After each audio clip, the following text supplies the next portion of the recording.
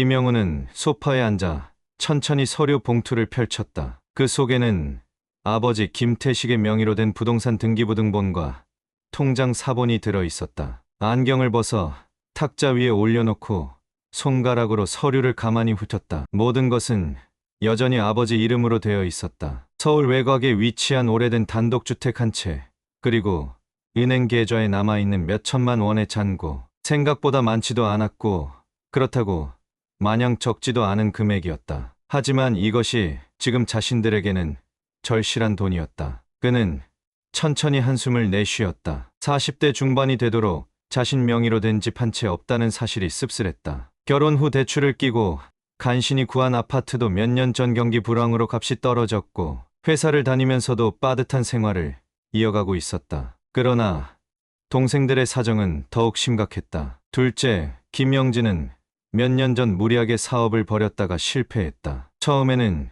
식당 하나로 시작했던 것이 몇 년 사이에 무리한 확장을 하면서 빚더미에 앉았다. 결국 가게를 정리하고 겨우 목숨은 부지했지만 사채까지 손을 댄 터라 한순간에 벼랑 끝으로 내몰렸다. 사채업자들의 협박 전화가 하루에도 몇 번씩 벌려오는 처지였다. 막내 김지혜 역시 크게 다르지 않았다. 그녀는 평생 부모의 기대를 한 몸에 받으며 자란 외동딸이었지만 현실은 그 기대와는 거리가 멀었다. 대학 졸업 후 몇 번의 이직을 거치면서 자리 잡은 곳이 보험회사였고 실적 압박에 시달리며 생활을 이어갔다. 그녀의 가장 큰 문제는 허영심이었다. 명품 가방과 해외여행, SNS에 올릴 멋진 라이프 스타일을 위해 벌이보다 더 많은 돈을 써댔다. 그러다 신용카드 한도를 초과했고 결국 고금리 대출까지 손을 댔다. 셋 모두 절박했다. 그리고 해결책은 단 하나뿐이었다. 아버지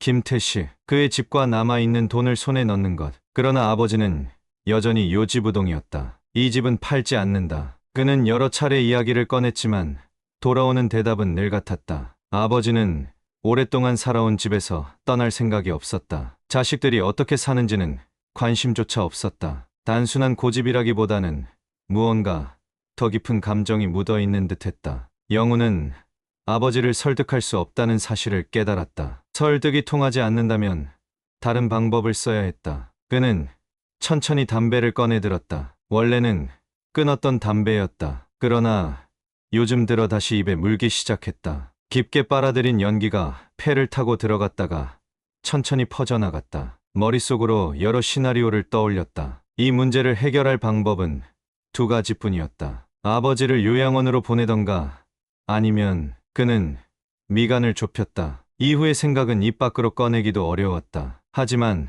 더 이상 고민할 필요가 없었다. 선택은 이미 정해졌다. 그는 자리에서 일어나 방으로 들어갔다. 책상 서랍을 열자 안쪽 깊숙한 곳에 놓여있던 낡은 수첩이 보였다. 이것은 과거 업무용으로 사용하던 다이어리였지만 지금은 또 다른 계획을 적어두는 도구가 되었다. 그는 다이어리를 펼쳐 설날까지 남은 날짜를 세기 시작했다. 한 달, 그에게는 단 한 달이 주어졌다. 좋습니다. 이제 2단계 수면제를 구하기 위해 정신과 상담을 받는 과정을 작성하겠습니다. 이제부터 더욱 치밀하게 계획을 실행하는 과정이 펼쳐집니다. 김지혜는 커피 한 잔을 앞에 두고 스마트폰 화면을 천천히 스크롤했다. 손가락이 멈춘 곳에는 불면증 치료 병원 추천, 정신과 수면제, 처방 같은 검색어가 나열되어 있었다. 며칠 전 오빠 김영훈이 말했다. 약국에서 수면제 안 판다고.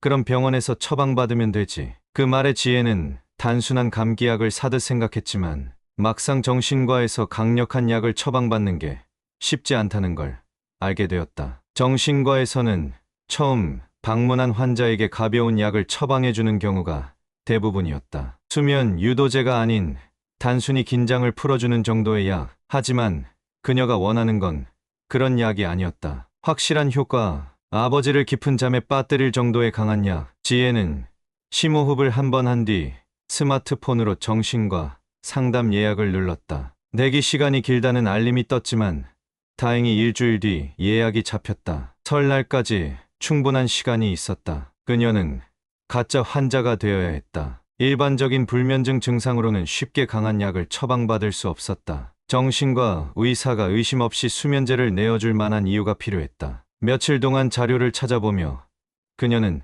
자신만의 불면증 서사를 만들었다. 오랜 기간 스트레스로 인해 밤마다 잠을 설치고 있다는 설정이었다. 구체적인 증상이 있어야 의사가 믿을 것이기에 그녀는 최대한 현실적인 이야기를 준비했다. 새벽 34시에 자고 한두 시간 뒤에 깨요. 일어나면 온몸이 무겁고 다시 잠들려고 해도 안 돼요. 일하면서도 집중이 안 되고 점점 우울감이 심해져요. 이 정도면 괜찮을 것 같았다. 병원은 서울의 한정신과 의원이었다. 세련된 인테리어에 잔잔한 음악이 흐르고 있었다. 지혜는 접수를 마치고 대기실에서 몇 분을 기다렸다. 그리고 곧 그녀의 이름이 불렸다. 진료실 안에는 40대 후반으로 보이는 의사가 앉아 있었다. 책상 위에는 환자 차트와 작은 녹음기가 놓여 있었다. 요즘 불면증이 심하다고 하셨죠? 의사가 차트를 훑으며 물었다. 지혜는 준비한 대로 말을 시작했다. 자연스럽게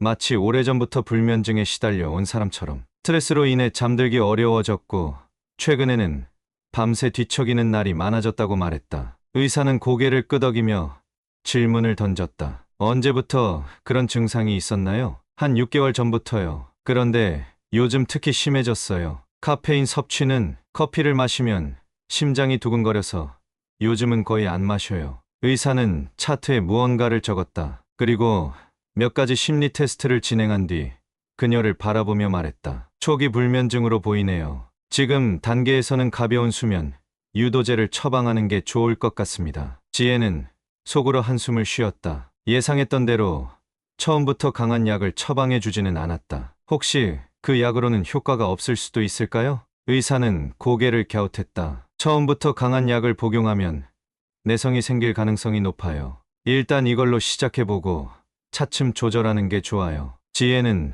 더 이상 강한 약을 요구하지 않았다. 처음부터 의심을 사면 안 됐다. 그녀는 병원을 나와 처방전을 들여다봤다. 수면 유도제, 효과는 있겠지만 그녀가 원하는 강도는 아니었다. 이제부터는 단계적으로 접근해야 했다. 첫 번째 약을 받은 후 지혜는 일주일 동안 병원에서 준 수면제를 먹은 척했다. 그리고 다음 진료일이 되자 다시 병원을 찾았다. 이번에는 의사가 먼저 물었다. 약 복용 후에 좀 어떠세요? 지혜는 얼굴에 피곤한 기색을 담아 말했다. 거의 효과가 없어요. 먹어도 한두 시간 만에 깨요. 의사는 다시 차트를 적으며 질문했다. 혹시 중간에 깨면 다시 잠드는데 어려움이 있나요?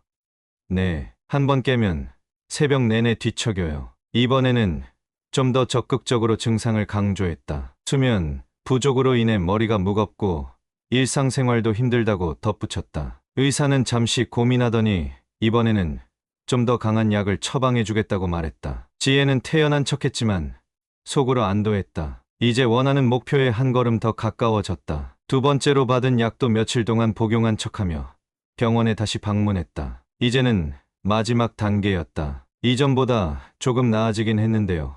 그래도 여전히 깊게 못 자요. 아침이 되면 오히려 더 피곤해요. 아무리 자도 개운하지가 않아요. 의사는 차트를 살피더니 마침내 강한 처방을 내리기로 했다. 이제 졸피뎀을 한번 써볼까요? 그 말을 듣는 순간 지혜는 속으로 미소를 지었다. 바로 이것이었다. 졸피뎀. 단 몇 분 만에 깊은 잠에 빠지게 하는 강력한 수면제. 과량을 복용할 경우 몇 시간 동안 깨지 않는 약. 의사는 신중하게 용법을 설명했지만 지혜는 이미 모든 걸 알고 있었다. 그녀는 약봉지를 손에 쥐며 고개를 끄덕였다. 병원을 나서는 순간 그녀는 안도의 한숨을 내쉬었다. 설날 아침 김태식 씨는 천천히 몸을 일으켰다. 무릎이 뻐근하게 쑤셨지만 그는 이를 악물고 버티며 자리에서 일어났다. 평생 노동으로 단련된 몸이었지만 이제는 세월 앞에 장사가 없었다. 이따금 무릎이 욱신거리고 계단을 오를 때마다 다리에 힘이 풀릴 때도 있었다. 그는 잠시 창밖을 바라보았다. 마당 한쪽에는 낡은 감나무가 서 있었다. 어린 시절 아이들이 이 나무 아래에서 뛰놀던 모습이 떠올랐다. 아내가 살아있을 때는 매년 감을 따서 홍시를 만들곤 했는데 이제는 누구도 신경 쓰지 않아 감이 땅에 떨어진 채 썩어가고 있었다. 오늘은 설날이었다. 그리고 오랜만에 아이들이 찾아오는 날이었다. 태식 씨는 가슴 한편이 따뜻해지는 것을 느꼈다. 설날이 되면 가족들이 모여 차례를 지내고 함께 밥을 먹으며 이야기하는 것이 그의 유일한 낙이었다. 비록 자주 연락하지는 않지만 그래도 가족이라는 이름으로 연결된 이들. 그는 한숨을 내쉬며 손목시계를 확인했다. 아이들이 도착할 시간이 다가오고 있었다. 오전 10시가 조금 넘었을 무렵 마당에 차가 한 대 들어섰다. 검은색 SUV에서 먼저 내린 것은 큰아들 김영훈이었다. 바쁜 직장 생활 때문인지 그는 늘 정장이 잘 어울리는 모습이었다. 그 뒤로는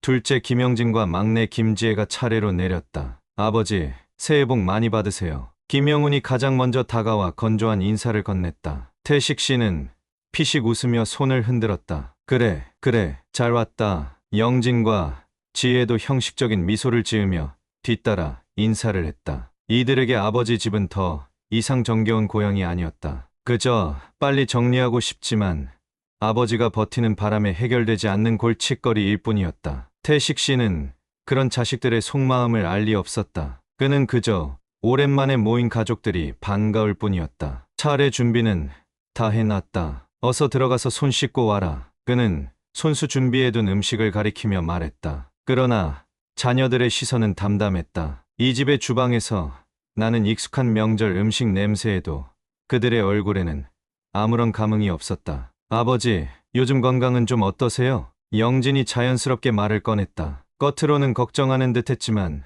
실은 태식 씨의 상태를 떠보기 위한 질문이었다. 태식 씨는 씩 웃으며 말했다. 괜찮다. 무릎이 좀 아프긴 하지만 아직 걸어 다닐 만하다. 그 말을 듣자마자 영훈과 지혜가 눈을 마주쳤다. 여전히 기력이 남아있다는 말이었다. 아버지가 스스로 거동할 수 있다면 실종 사고로 위장하기에도 더 쉬웠다. 그래도 조심하세요. 무리하지 마시고요. 지혜가 부드럽게 말했다. 그러나 그 목소리에는 애정이 담겨 있지 않았다. 태식 씨는 자식들의 걱정에 기분이 좋아졌다. 차례를 지내는 동안 자녀들은 최대한 태연하게 행동했다. 마치 오래전부터 사이가 돈독했던 가족처럼 아무렇지 않게 제사상을 차리고 절을 했다. 그러나 모든 행동은 철저하게 계산된 연기였다. 태식 씨는 자녀들이 모처럼 예의를 갖춰 절을 하는 모습을 보며 흐뭇했다. 설마 이들이 곧 자신을 죽이려 한다는 사실을 상상조차 하지 못했다. 차례가 끝나고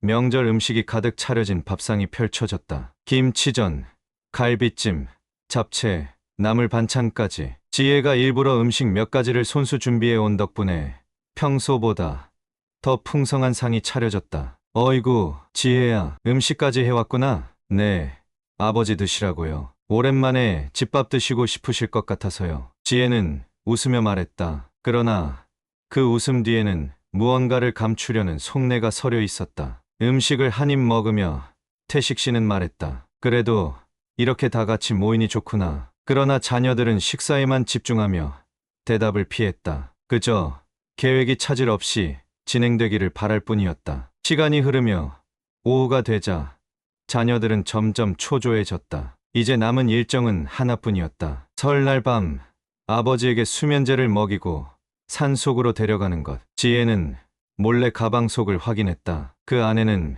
며칠 전 병원에서 처방받은 강력한 수면제 졸피뎀이 들어 있었다. 이제 그 약을 음식이나 술에 섞기만 하면 됐다. 아버지는 여전히 아무것도 모른 채 자녀들에게 온기를 베풀고 있었다. 자녀들은 마지막까지 연기했다. 마치 아무 일도 일어나지 않을 것처럼. 그러나 몇 시간 뒤 태식 씨는 깊은 잠에 빠질 것이고 그가 눈을 뜰 때는 이미 깊은 산속일 것이었다. 태식 씨는 식사를 마친 후 거실 창가에 서서 담배 한 개비를 꺼냈다. 평소에는 자식들 앞에서 담배를 피우지 않았지만 오늘만큼은 예외였다. 이렇게 가족들과 명절을 보내는 것도 얼마만인가. 밖에서는 바람이 불며 어둑한 하늘을 흔들고 있었다. 설날 밤 거리는 조용했고 마을에는 불빛 하나 없이 적막이 감돌았다. 태식 씨는 담배 연기를 내뱉으며 뒷마당 감나무를 바라보았다. 몇 년 전까지만 해도 감이 주렁주렁 열려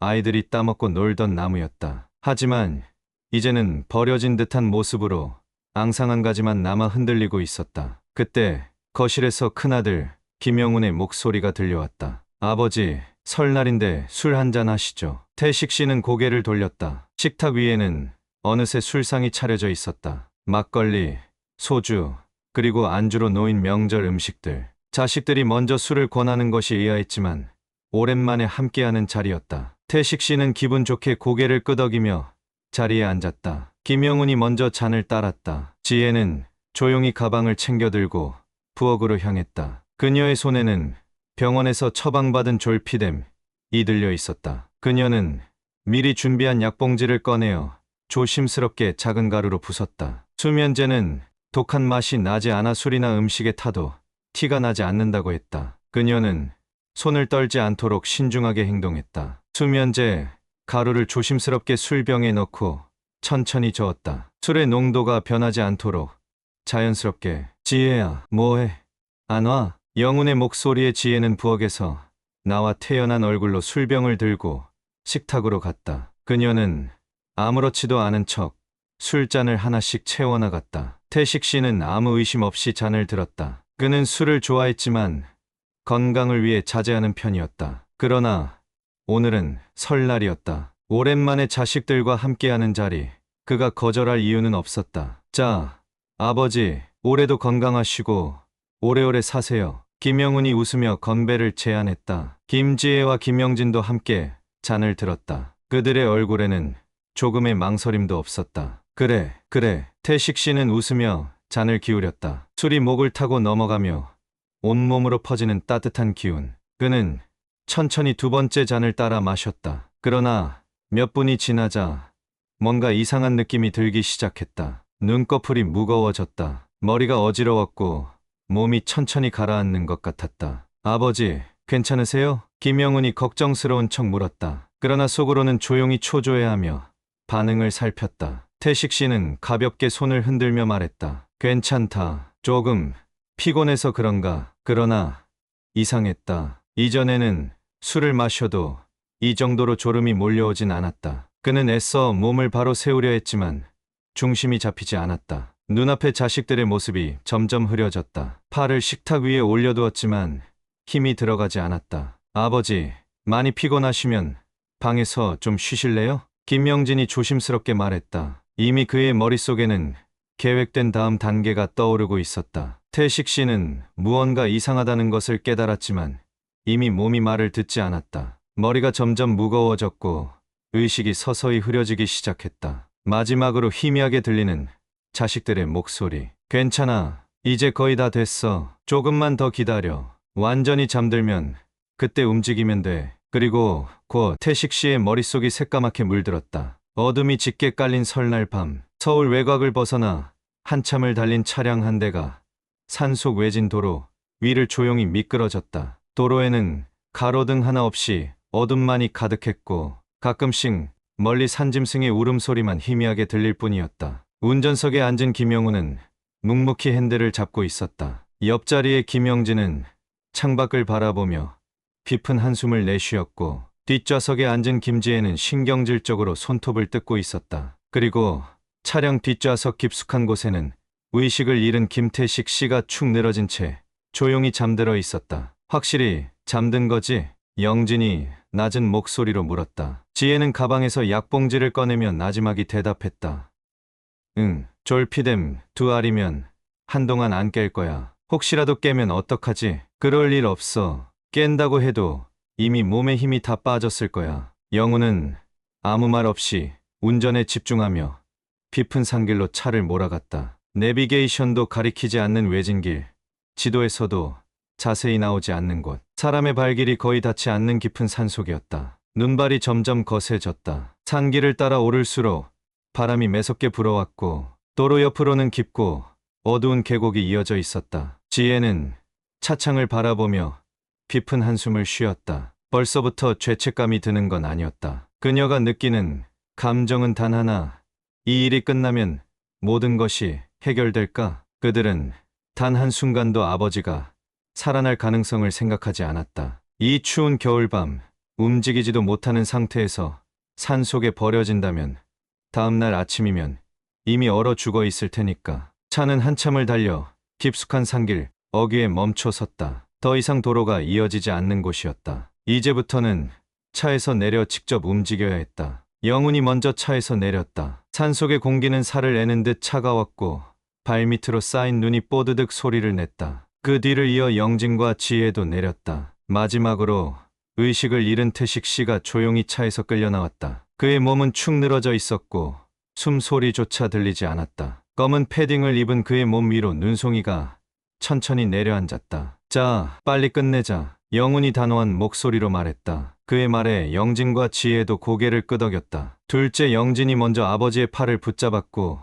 지혜가 다리를 들었다. 무거운 몸을 질질 끌며 그들은 산속으로 걸음을 옮겼다. 발밑에 눈이 깊어질수록 걸음은 무거워졌다. 한 걸음, 또 한 걸음. 그렇게 그들은 아버지를 버릴 장소를 찾아 깊은 산속으로 들어갔다. 한참을 걸은 끝에 그들은 작은 언덕 위에 도착했다. 여기라면 찾기 어려울 것이다. 낭떠러지가 가까웠고 나무들이 빽빽하게 서 있어 조난 사고로 위장하기도 쉬웠다. 혹시라도 경찰이 수색에 나서더라도 쉽게 찾지 못할 것이다. 여기다. 영훈이 짧게 말했다. 영진과 지혜는 조용히 아버지의 몸을 내려놓았다. 눈 위에 쓰러진 태식 씨는 아무런 미동도 없었다. 검은 패딩 위로 하얀 눈이 점점 쌓여가고 있었다. 가자. 영훈이 먼저 돌아섰다. 영진과 지혜도 더 이상 머뭇거리지 않았다. 그들은 빠르게 산을 내려왔다. 뒤를 돌아보지 않았다. 한 번이라도 더 보면, 조금이라도 더 머뭇거리면 자신들의 선택을 후회할지도 모른다고 생각했기 때문이다. 멀어지는 발자국 소리, 그리고 깊어지는 어둠 속 마침내 그들은 아버지를 버렸다. 차에 오르자 셋은 아무 말 없이 안전벨트를 맸다. 영훈이 시동을 걸었고 차는 빠르게 산길을 빠져나갔다. 몇 분이 지나도록 차 안은 침묵이 흘렀다. 누구도 먼저 입을 열지 않았다. 그러나 그들은 모두 같은 생각을 하고 있었다. 이제 끝났다. 이제 모든 것이 해결될 것이다. 그러나 그들은 몰랐다. 아버지가 아직 살아있다는 것을, 그리고 이 일이 그들에게 돌이킬 수 없는 파멸을 가져올 것이라는 사실을. 차가 떠난 후 산속에는 다시 정막이 흘렀다. 눈은 계속해서 내렸고 차가운 바람이 나무 사이를 휘감았다. 그리고 한참 동안 미동조차 없었던 태식 씨의 손가락이 미세하게 움직였다. 눈꺼풀이 천천히 떠졌다. 희미한 의식 속에서 태식 씨는 차가운 눈밭에 누워있다는 사실을 깨달았다. 몸이 얼어붙었고 팔다리는 제대로 움직이지 않았다. 그러나 머릿속은 점점 선명해지고 있었다. 그가 이곳에 버려졌다는 사실, 그리고 자식들이 그를 죽이려 했다는 사실. 천천히, 아주 천천히 태식 씨는 미세한 힘을 모아 손을 움직이기 시작했다. 눈을 헤치며 그는 반드시 살아남아야 한다고, 이대로 죽을 수 없다고 다짐했다. 차가운 공기가 폐 속 깊이 스며들었다. 숨을 쉴 때마다 목구멍이 얼어붙는 듯한 통증이 밀려왔다. 눈을 뜨려 해도 무언가가 두껍게 덮여 있어 시야가 어둡기만 했다. 온몸이 땅바닥에 묶여 있는 것처럼 무거웠다. 태식 씨는 본능적으로 손을 움직이려 했다. 그러나 손끝조차 자유롭지 않았다. 손가락이 둔하게 굳어 있었고 감각이 점점 희미해지고 있었다. 죽는다. 그 생각이 뇌리를 스쳤다. 아무도 오지 않는 산속, 살을 내는 듯한 추위, 이미 몸속 깊이 퍼진 약 기운. 이대로 있으면 몇 시간 안에 얼어 죽을 게 뻔했다. 그제야 모든 게 선명하게 떠올랐다. 자식들이 나를 죽이려 했다. 그들은 아무런 망설임 없이 자신을 이곳에 버리고 갔다. 바람 소리만 들리는 이 한밤중의 산속에 자신을 다시 찾으러 오지 않을 것을 알기에 태식 씨는 이를 악물었다. 죽을 수 없었다. 이렇게 죽어서는 안 됐다. 그러나 움직일 힘이 없었다. 수면제의 영향 때문인지 몸이 굳어 있었고 추위는 그를 점점 깊은 무력감으로 몰아넣고 있었다. 눈 속에 묻힌 손끝을 천천히 움직였다. 하지만 감각이 거의 남아있지 않았다. 그럼에도 불구하고 그는 다시 손을 움직였다. 아주 미세하게, 아주 천천히. 어떻게든 몸을 깨워야 했다. 손끝을, 손바닥을, 그리고 팔을. 그렇게 조금씩, 아주 조금씩 감각을 되찾았다. 눈을 부드럽게 헤쳐내며 아주 희미한 빛을 찾아 나갔다. 그 순간 멀리서 희미한 불빛이 어른거렸다. 그와 함께 눈 위를 바스락거리며 누군가 걸어오는 소리가 들렸다. 저기 뭔가 있는 것 같은데. 낯선 남성의 목소리. 태식 씨는 온 힘을 다해 손을 뻗으려 했지만 너무나도 미세한 움직임이었다. 그러나 그 작은 신호를 눈치챈 등산객이 걸음을 멈췄다. 이거 사람 같은데. 그 순간 손전등 불빛이 태식 씨를 비췄다. 어이, 괜찮으세요? 등산객은 깜짝 놀라 다가왔고 곧장 그의 몸을 흔들었다. 그러나 태식 씨는 말할 힘조차 남아있지 않았다. 그저 희미한 의식으로 자신을 발견한 사람을 바라볼 뿐이었다. 살아있어. 어서 119에 신고해. 누군가 다급히 휴대전화를 꺼내 신고를 했다. 곧이어 구조 요청이 접수되었고 산속 깊은 곳을 향해 구조대가 출동하기 시작했다. 그렇게 태식 씨는 기적적으로 살아남았다. 희미한 소음이 들려왔다. 어디선가 낮고 차분한 목소리가 흐르고 기계음이 일정한 박자로 울려 퍼졌다. 눈꺼풀이 천천히 올라갔다. 눈앞에는 하얀 천장이 보였다. 형광등 불빛이 은은하게 깜빡 가느다란 의료기기 선이 자신의 팔에 연결되어 있었다. 병원이었다. 김태식 씨는 자신이 살아있다는 사실을 깨달았다. 그리고 그와 동시에 자신이 왜 여기에 있는지도 분명하게 기억해냈다. 자식들이 나를 죽이려 했다. 술에 수면제를 타고 깊은 산속에 나를 버렸다. 이불을 꽉 움켜쥔 손이 미세하게 떨렸다. 그들이 자신을 그렇게까지 버릴 수 있었다는 것이 믿어지지 않았다. 평생 자식을 위해 희생하며 살아왔는데 그 결말이 결국 산속에 버려지는 것이었다니. 그런데도 태식 씨는 분노를 참았다. 지금은 감정을 드러낼 때가 아니었다. 문이 살며시 열리더니 중년의 경찰관이 조심스럽게 들어왔다. 그의 가슴팍에는 박형준이라는 이름표가 달려 있었다. 경찰관은 태식 씨를 바라보며 차분한 목소리로 물었다. 어르신, 의식을 되찾으셨군요. 괜찮으십니까? 태식 씨는 잠시 침묵했다. 그가 해야 할 말은 너무나도 많았지만 그는 지금 당장 모든 걸 털어놓지 않기로 했다. 어떻게 된 겁니까? 그는 일부러 의식이 혼란스러운 사람처럼 연기했다. 경찰은 태식 씨를 바라보며 설명했다. 어르신께서는 산속에서 구조되었습니다. 지나가던 등산객이 발견하지 않았다면 위험할 뻔했습니다. 태식 씨는 깊은 숨을 들이마셨다. 경찰이 이 사건을 어떻게 바라보고 있는지 확인해야 했다. 저는 왜 거기에 있었습니까? 경찰이 그를 유심히 바라보았다. 그건 저희도 궁금합니다. 어르신, 실례가 안 된다면 마지막으로 기억나는 일이 무엇인지 말씀해 주실 수 있을까요? 태식 씨는 일부러 흐릿한 시선을 만들며 천천히 말했다. 설날이었어요. 오랜만에 자식들을 봤고 다 같이 술을 마셨습니다. 그런데 그 후로 기억이 없습니다. 제가 산에 있었다고요? 경찰은 수첩을 꺼내 무언가를 적더니 조심스럽게 말을 이었다. 어르신, 병원 검사 결과 혈액에서 수면제 성분이 검출되었습니다. 상당량이 포함되어 있었습니다. 태식 씨는 그 말을 듣자 눈을 질끈 감았다. 그렇다면 경찰도 이 상황을 단순한 실종 사고로 보지는 않는다는 뜻이었다. 어르신께서는 정말 기억이 없으십니까? 경찰의 질문에 태식 씨는 머뭇거리며 시선을 피하는 척했다. 그는 일부러 혼란스러운 사람처럼 행동하며 답을 회피했다. 경찰관은 태식 씨를 가만히 바라보더니 이내 입을 열었다. 어르신, 저는 이번 사건이 단순한 사고라고 생각하지 않습니다. 누군가 고의적으로 어르신께 수면제를 먹이고 산속에 버린 가능성이 높습니다. 경찰도 수사에 들어갈 계획입니다. 태식 씨는 천천히 고개를 끄덕였다. 그는 더 이상 자신의 감정을 감출 필요가 없었다. 이제는 경찰과 협력할 차례였다. 태식 씨는 침대맡에 놓인 창밖을 바라보았다. 창 너머로는 차가운 겨울 하늘이 펼쳐져 있었다. 그는 깊은 생각에 잠겼다. 지금 당장 경찰에 모든 사실을 털어놓고 자식들을 신고하면 어떻게 될까? 수면제 성분이 검출되었고 자신이 산속에서 발견되었으니 경찰은 그들을 체포하려 할 것이다. 그러나 그렇게 하면 너무 쉽게 끝나버린다. 태식 씨는 그들에게 진짜 공포를 선사하고 싶었다. 자신이 살아있다는 사실을 알면 자식들은 어떻게 반응할까? 혹시라도 그들이 또 다른 계획을 꾸민다면? 그는 천천히 입을 열었다. 경찰관님, 네, 어르신. 태식 씨는 일부러 더듬거리며 말을 이었다. 제가 기억이 잘 나지 않습니다. 경찰관의 얼굴에 미묘한 변화가 스쳤다. 기억이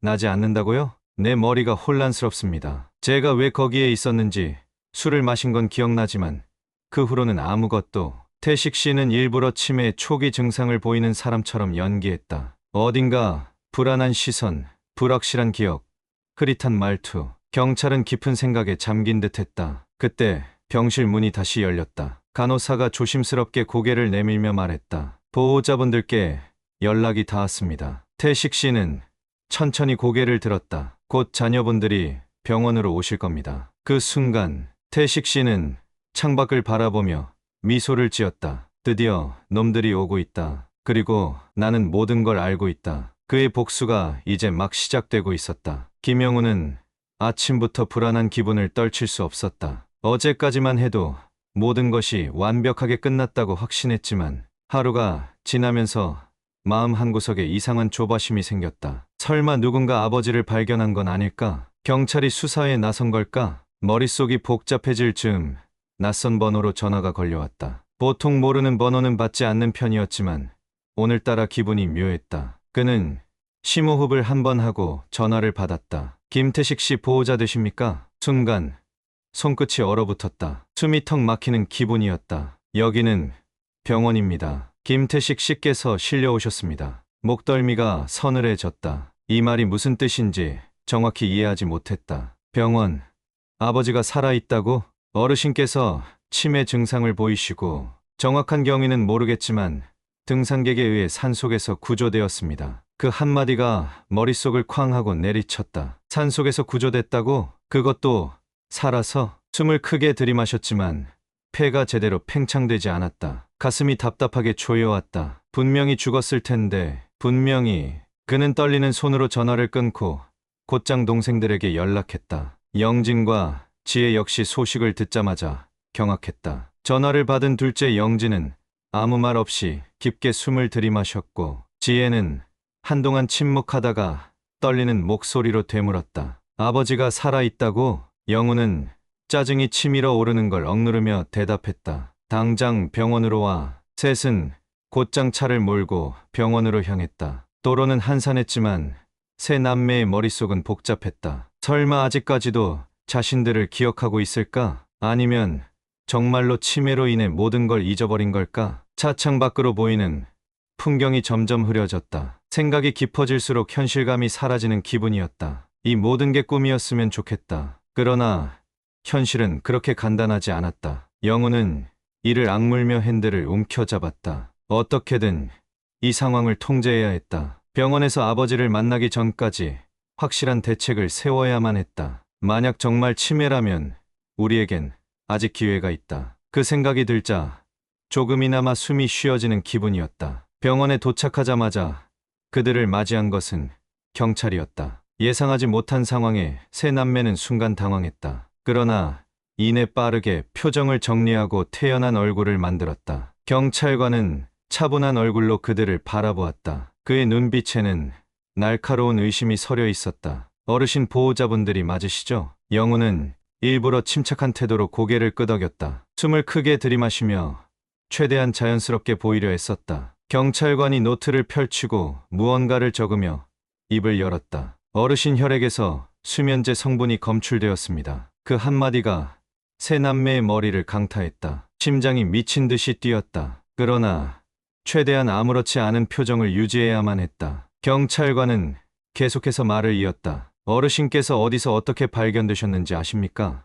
영우는 최대한 자연스럽게 물었다. 산에서 길을 잃으셨던 건가요? 경찰은 그들의 반응을 유심히 살폈다. 의심의 눈빛이 더욱 깊어지는 듯했다. 보호자분들이 최근에 어르신께 수면제를 드린 적 있습니까? 지혜는 반사적으로 손끝을 움켜쥐었다. 그녀의 얼굴에는 미세한 긴장감이 스쳤다. 그러나 영우는 침착하게 고개를 저었다. 아니요, 저희가 왜 그러겠어요? 경찰은 노트에 무언가를 적었다. 그리고 한숨을 내쉬며 말했다. 일단 어르신을 만나보시죠. 병실 문이 열렸다. 세 남매는 마른 침을 삼키며 안으로 들어갔다. 그곳에는 침대에 앉아있는 김태식 씨가 있었다. 창밖을 멍하니 바라보는 그의 모습은 평소보다 훨씬 초라해 보였다. 얼굴은 창백했고 머리카락은 헝클어져 있었다. 그러나 그의 눈빛은 생각보다 또렷했다. 그가 천천히 고개를 돌렸다. 그리고 자식들을 바라보았다. 그러나 그 눈빛에는 아무런 감정도 서려 있지 않았다. 세 남매는 숨을 죽였다. 태식 씨의 입술이 천천히 움직였다. 너희들은 누구냐? 공기가 얼어붙었다. 세 남매는 순간 아무 말도 할 수 없었다. 기억을 잃은 걸까? 아니면 연기를 하고 있는 걸까? 지혜가 조심스럽게 입을 열었다. 아버지, 저예요. 지혜예요. 그러나 태식 씨는 아무런 반응도 보이지 않았다. 그는 다시 창밖을 바라보며 중얼거렸다. 난 기억이 잘 안 난다. 그 말 한마디가 세 남매의 머릿속을 복잡하게 만들었다. 그가 진짜로 치매 증상을 보이는 건지 아니면 모든 걸 기억한 채 일부러 모르는 척하는 건지. 영우는 입술을 깨물었다. 이대로라면 오히려 잘된 일일 수도 있었다. 만약 아버지가 정말 기억을 잃었다면 그들이 계획했던 일도 묻혀버릴 가능성이 크다. 그는 천천히 숨을 고르며 태연한 목소리로 말했다. 아버지,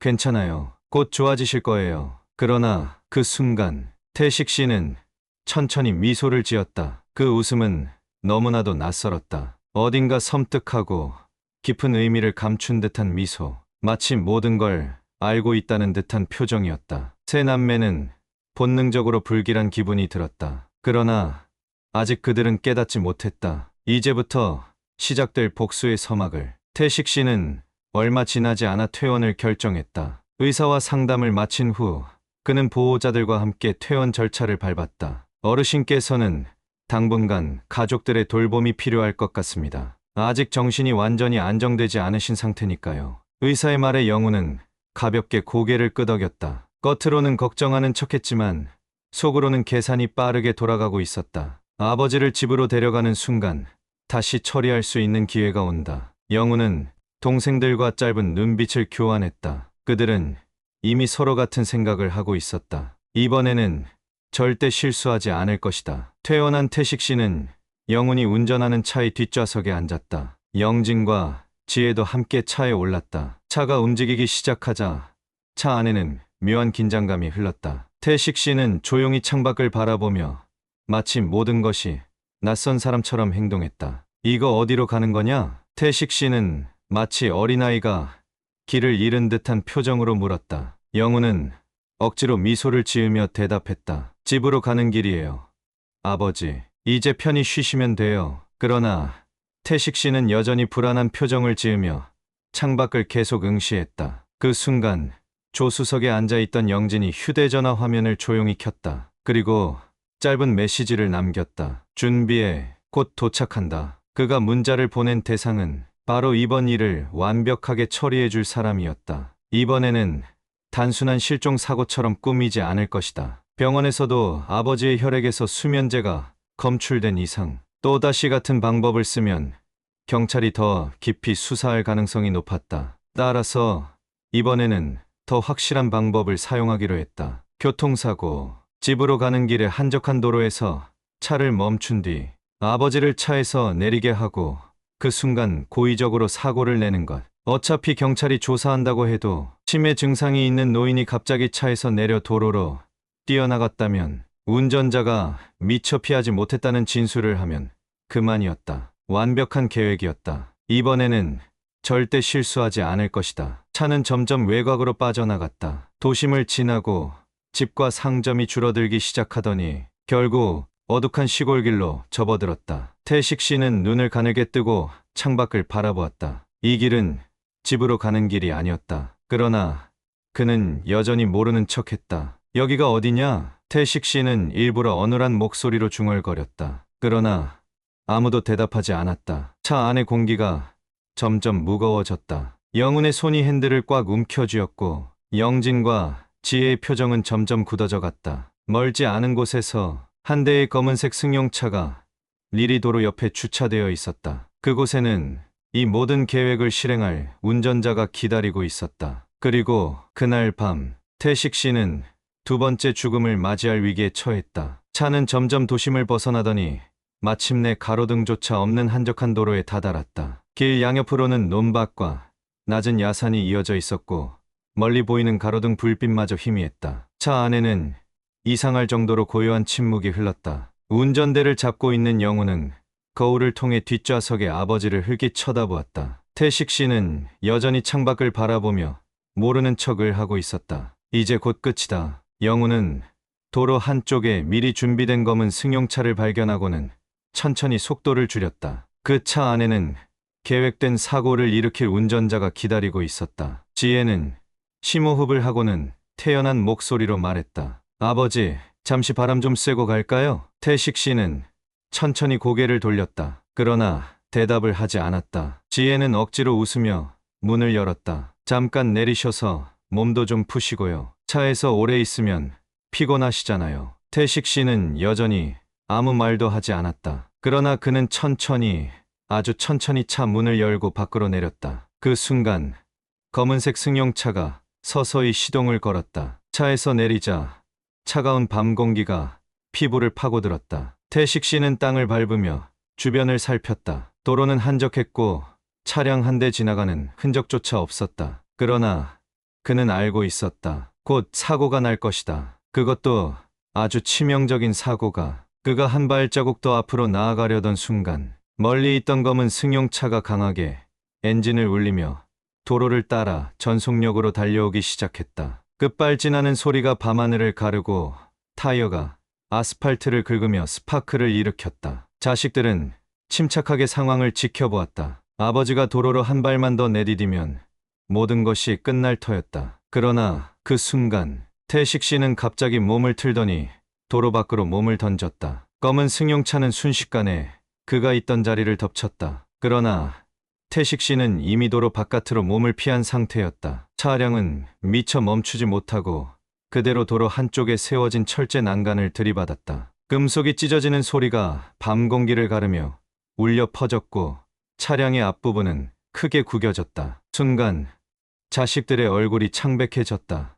뭐야, 틀어졌어? 지혜가 손을 부들부들 떨며 중얼거렸다. 영우는 급히 핸들을 잡고 차에서 내렸다. 그러나 이미 모든 것은 예상과 다르게 흘러가고 있었다. 멀리서 경찰차의 사이렌 소리가 울려 퍼졌다. 그리고 도로 옆에 숨어있던 잠복 경찰들이 빠르게 모습을 드러냈다. 전원 손들어 덫이었다. 영훈이 혼란스러운 눈으로 태식 씨를 바라보았다. 그는 여전히 도로 옆에 서 있었다. 하지만 그의 얼굴에는 더 이상 혼란도 기억을 잃은 노인의 모습도 없었다. 그는 천천히 입꼬리를 올리며 자식들을 내려다보았다. 너희가 두 번이나 나를 죽이려 할 줄은 몰랐구나. 그 말에 세 남매는 얼어붙었다. 지금까지 모든 행동이 아버지를 속이고 완벽하게 계획했다고 믿었던 모든 계략이 오히려 자신들의 덫이 되었다는 사실을 깨달았다. 잠복 경찰이 빠르게 영훈과 영진, 지혜를 포박하며 수갑을 채웠다. 그들은 필사적으로 몸부림쳤지만 이미 모든 것이 끝나 있었다. 경찰관이 무전으로 상황을 보고했다. 용의자 3명 검거 완료. 살인미수 혐의로 현행범 체포한다. 차가운 수갑이 손목을 올가매자 영훈은 마침내 모든 걸 깨달았다. 아버지는 처음부터 기억을 잃지 않았다. 병원에서부터 경찰과 손을 잡고 이 모든 상황을 조작해 그들을 궁지에 몰아넣은 것이었다. 영진은 절망에 찬 얼굴로 바닥에 주저앉았다. 지혜는 숨을 헐떡이며 필사적으로 변명했다. 아버지, 우리 그런 거 아니에요.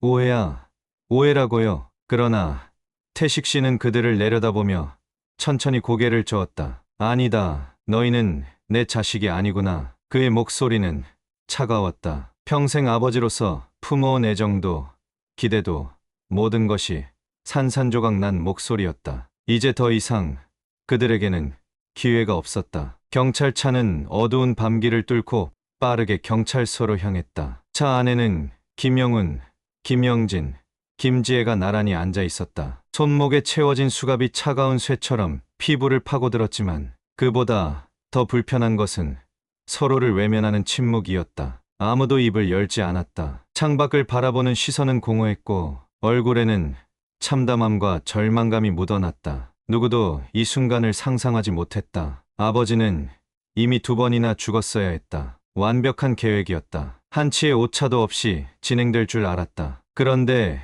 지금 자신들은 경찰차 안에 있었다. 어디서부터 잘못된 걸까? 영훈은 흐트러진 머리를 손으로 쓸어 올렸다. 입술을 깨물었지만 아무런 말도 나오지 않았다. 차는 경찰서 앞에 멈춰 섰다. 문이 열리자 형사들이 하나둘씩 그들을 끌어내렸다. 경찰서의 밝은 형광등 아래 그들은 이제 살인미수 용의자로 서 있었다. 한 명씩 신문실로 들어갔다. 차가운 책상, 맞은편에 앉은 형사, 그리고 자신을 내려다보는 차가운 시선. 이제부터는 거짓말을 해도 소용없었다. 모든 증거가 정리된 서류가 테이블 위에 가지런히 놓여 있었다. 아버지의 혈액에서 검출된 수면제 성분, 병원 처방 기록, 차량 블랙박스 영상까지 아무도 도망칠 수 없었다. 신문이 길어질수록 세 남매의 내면에서는 무언가가 조금씩 뒤틀려갔다. 서로를 향한 불신이 피어올랐다. 처음에는 입을 다물고 버텼다. 그러나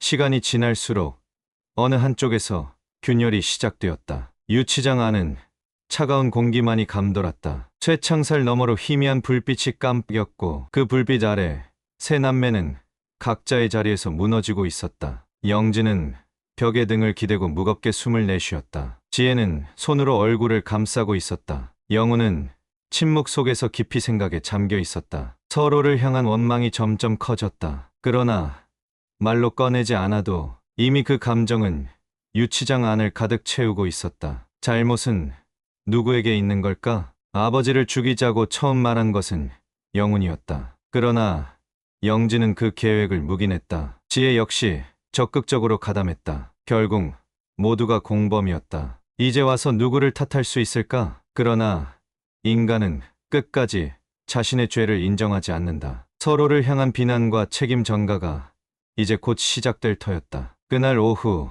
경찰서에 김태식 씨가 도착했다. 낡은 외투를 걸친 그는 경찰서 복도를 천천히 걸었다. 그의 걸음은 여전히 무겁고 무릎은 조금씩 삐걱거렸지만 눈빛만큼은 날카롭게 빛나고 있었다. 그는 면회실 문 앞에서 잠시 숨을 고르고 차가운 쇠문을 밀고 안으로 들어갔다. 그 안에는 쇠창살 너머로 자신의 자식들이 앉아 있었다. 그들은 아버지를 보자마자 순간적으로 움찔했다. 그러나 아무도 먼저 말을 꺼내지 않았다. 김태식 씨는 가만히 그들을 바라보았다. 이제 더 이상 연민도 후회도 없었다. 그저 이것이 이들이 선택한 결과일 뿐이었다. 긴 침묵 끝에 그는 조용히 등을 돌렸다. 자식들은 아무 말도 하지 않았다. 아니, 이제는 아무 말도 할 수 없었다. 그가 다시는 돌아보지 않으리라는 것을 이제는 모두 알고 있었기 때문이다. 그가 경찰서를 나서는 순간 그들의 인생은 완전히 끝나 있었다. 몇 달 후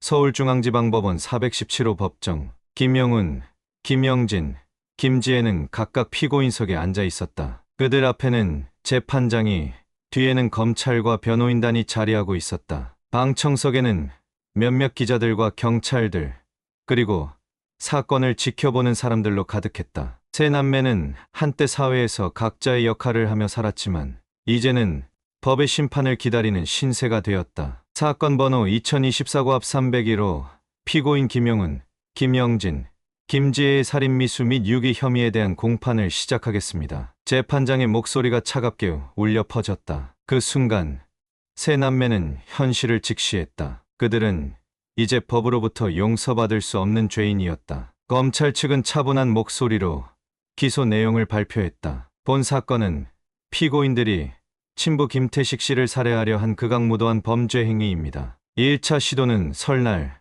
강력한 수면제를 투약한 후 산속에 유기하는 방식이었고 2차 시도는 교통사고로 위장해 피해자를 완전히 제거하려는 계획이었습니다. 그 말이 끝나자 방청석에서 작은 탄식이 터져나왔다. 피고인들은 오로지 재산을 노리고 범죄를 저질렀습니다. 심지어 피해자가 가까스로 살아남자 기억상실을 빙자해 다시 살해를 시도한 정황이 명백합니다. 검사는 차례로 증거를 제시했다. 김지혜가 정신과에서 처방받은 수면제 기록, 김태식 씨의 혈액 검사 결과, 차량 블랙박스 영상, 피고인들의 통화 내용 및 문자 기록, 증거는 너무나도 명확했다. 그들이 어떤 변명을 하든 이 재판에서 벗어날 길은 없었다. 변호인 측은 마지막까지 감형을 위해 노력했다. 피고인들은 한순간의 잘못된 판단으로 인해 이 사건을 저질렀습니다. 진심으로 반성하고 있으며 깊은 후회를 하고 있습니다. 그러나 그 말은 공허한 메아리처럼 법정에 울려 퍼졌다. 재판장이 서류를 넘기며 피고인들에게 질문을 던졌다. 피고인들은 부모를 2번이나 죽이려 했습니다. 단순한 우발적 범행이 아니라 철저히 계획된 범죄였습니다. 이제 와서 후회한다고 해서 그 죄가 사라진다고 생각합니까? 세 남매는 아무 대답도 하지 못했다. 그저 고개를 숙인 채 말없이 바닥을 바라볼 뿐이었다. 그때 방청석 맨 뒤에 앉아있던 한 사람이 천천히 자리에서 일어났다. 김태식 씨였다. 그는 차분한 걸음으로 법정을 나갔다. 마지막까지 자식들을 향해 단 한 번도 뒤돌아보지 않았다. 그리고 마침내 재판장이 판결을 내렸다. 김영훈, 김영진, 김지혜에게 각각 살인미수 및 존속유기죄를 적용하여 김영훈 징역 15년, 김영진 징역 12년, 김지혜 징역 10년을 선고합니다. 방청석이 웅성거렸다. 누군가는 고개를 끄덕였고 누군가는 한숨을 내쉬었다. 그러나 정작 피고인들은 아무런 감정도 보이지 않았다. 눈앞이 새하얘졌다. 귀에서 웅웅거리는 소리가 들렸다. 이제 그들은 감옥에서 남은 생을 보내야 한다. 자신들이 탐냈던 아버지의 재산도 자유도 가족도 모든 것을 잃어버린 채 그렇게 세 남매는 철창 속으로 사라졌다. 재판이 끝나고 며칠 뒤 김태식 씨는 깊은 한숨을 내쉬며 창밖을 바라보았다. 긴 싸움이었다. 아버지를 죽이려 한 자식들, 그리고 그들에게 되돌려준 복수. 결국 법의 심판이 내려졌고 세 남매는 다시는 돌아올 수 없는 길로 들어섰다. 그러나 마음이 후련한 것도 속이 시원한 것도 아니었다. 그저 텅 빈 공허함만이 남아있을 뿐이었다. 그토록 지키고 싶었던 집도 더 이상 의미가 없었다. 집 안은 적막했고 어디서도 가족의 온기가 느껴지지 않았다. 모든 것이 사라진 지금 이곳에서 더 이상 살아갈 이유가 있을까? 그는 천천히 자리에서 일어나 낡은 여행 가방을 챙겼다. 며칠 뒤 김태식 씨는 제주행 배를 탔다. 겨울바람이 거칠게 불어왔지만 그는 두툼한 외투를 여미며 조용히 바다를 바라보았다. 이제 남은 재산으로 작은 집을 하나 마련해 조용히 살아갈 생각이었다. 아무도 자신을 찾지 않을 곳에서 고요한 나날을 보내며 모든 것을 정리한 뒤 그는 마지막으로 핸드폰을 꺼내 한 가지 소식을 확인했다. 김영훈, 김영진, 김지혜, 법정 구속 가족 간 범죄, 사회적 충격. 더 이상 볼 필요도 없는 기사였다. 그는 휴대전화를 끄고 파도 치는 바다 너머를 바라보았다. 멀리 보이는 수평선, 그리고 넘실대는 푸른 물결. 그는 천천히 눈을 감았다. 이제 정말로 모든 것이 끝났다. 그리고 새로운 삶이 시작될 터였다. 제주항에 도착한 김태식 씨는 천천히 배에서 내렸다. 겨울바람이 거칠게 불었지만 서울에서 느꼈던 싸늘한 공기와는 달랐다. 이곳에는 더 이상 그를 해치려는 자식들도 숨 막히는 기억도 지나간 배신도 없었다. 그는 단출한 짐을 챙겨 미리 계약해둔 작은 전원주택으로 향했다. 오래된 돌담길을 따라 걷다 보니 마당에는 감귤나무가 가지를 늘어뜨리고 있었다. 낮은 지붕과 하얀 벽이 어우러진 작은 집, 그곳이 이제 그가 살아갈 마지막 보금자리였다. 제주에서의 삶은 단순했다. 아침이면 바닷가를 거닐었고 낮에는 감귤밭에서 소일거리를 하며 시간을 보냈다. 이웃들과 가벼운 인사를 나누고 시장에서 신선한 생선을 사와 작은 식탁에 차려놓았다. 서울에서의 바쁜 일상과 돈에 눈이 멀었던 가족과의 갈등이 이제는 너무도 먼 이야기처럼 느껴졌다. 어쩌면 지금이 평생 처음으로 진짜 평온한 시간인지도 몰랐다. 어느 날 저녁, 태식 씨는 작은 서랍을 열어 낡은 가족 사진 한 장을 꺼냈다. 흐릿한 흑백 사진 속에는 젊은 시절의 자신과 아내, 그리고 아직 어린 세 남매가 환하게 웃고 있었다. 그들은 언제부터 변했던 걸까? 언제부터 사랑보다 욕심이 커졌던 걸까? 그러나 더 이상 그런 것에 의미를 두지 않기로 했다. 그는 사진을 조용히 접어 서랍에 넣고 따뜻한 차 한 잔을 우려냈다. 창밖에는 노을이 지고 있었다. 붉은 빛으로 물든 하늘이 잔잔한 파도와 함께 흔들렸다. 이제 그는 오직 자신의 삶을 살아갈 것이다.